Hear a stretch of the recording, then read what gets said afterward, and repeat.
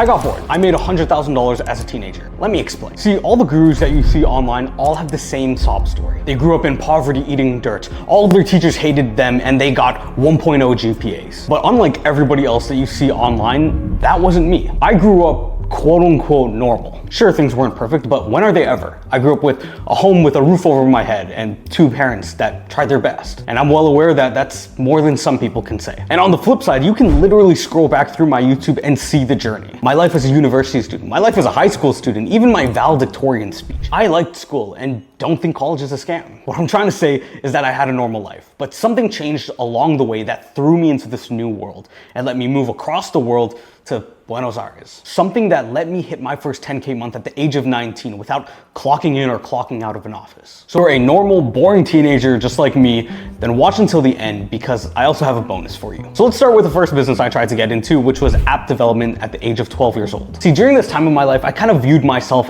as an outsider. I wasn't good at any sports and definitely did not have the athleticism to take part in them. I never went outside or hung out outside of school, so didn't really have that connection with my friends. And I guess it also helped that we never had consoles, so I wasn't really into gaming or things like that. So one day I'm sitting at home and I come across this video about a 12-year-old coding prodigy. And immediately after watching the first few seconds, I'm hooked. I start watching videos on coding, finding free courses, and learning everything I can. And a couple months later, I was building my own websites and building web games. Now, it sounds like I'm about to become some next Mark Zuckerberg or something like that, but actually it's the complete opposite. You see, coding itself is something that you can learn, but actually building a product and taking that to market, especially at the age of 12, is a lot harder. And everything that I built at this age just completely flopped. Not to mention, you combine the complexity of building software with the fact that I was a dumb kid that got distracted easily and, couldn't focus, and you had a recipe for never really coming through on any of the projects I was working on. And even though, yeah, I never did become that Mark Zuckerberg, there are a lot of really interesting things that I learned from this period that ended up influencing my life a couple of years later. That first thing is, don't be scared to explore your interests. See, the internet is such a big place that whatever you're interested in, there is definitely a way to monetize it. Whether it's building and selling B2B SaaS or literally playing games for an audience, both can be monetized. The second takeaway is to stop killing your dopamine. One of the things that I appreciate back from that time is that there wasn't really any other option for me.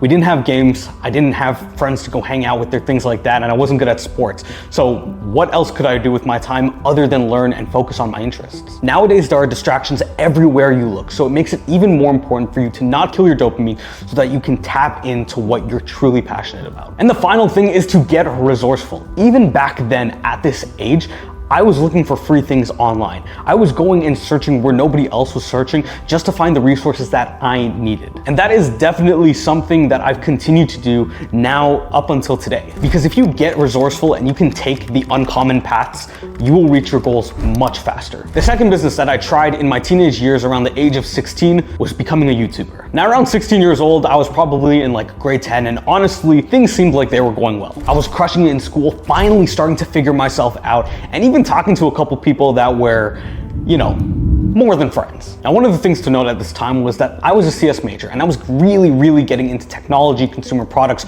following the Apple events, all that sort of stuff. And the funny thing about that is my family, not exactly. You see, I was actually the only one that was interested in any of that sort of stuff. So whenever I brought it up, nobody really cared. And simultaneously, I had come across this report of YouTubers' earnings, things like their CPM, their RPM, sponsorship deals, and all of a sudden it lit this new fire to scratch that entrepreneurial itch that I had. So all I had to do was just connect the two together. I pulled out my iPhone 6, hit that record button, and immediately started talking about the technology that I was passionate about so I could grow an audience and talk to them about it as well. I'd go to school, finish up with my clubs, finish my homework during the day, and then would spend the night making videos talking about technology and what I was using as a computer science student. And though it was a lot of work at the time, I was learning from creators like Ali Abdaal and even NKBHD. And I think the biggest takeaway that I had from this period was that I needed to learn to be productive. You see, like I said, I really wanted to try this YouTuber thing. I knew the data, I knew how much the earnings were, and I felt that I had that sort of passion to actually try and make it work. But at the same time, I was a student. Things were going well, and it definitely wasn't something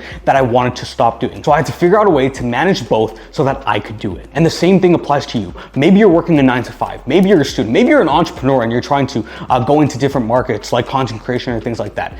The point is that everybody has the same 24 hours in the day, and it's about how you maximize it. There are no excuses. There are always workarounds, because guess what? There are 8 billion people on this planet, and I can guarantee you that there's at least one of them with a busier schedule than you.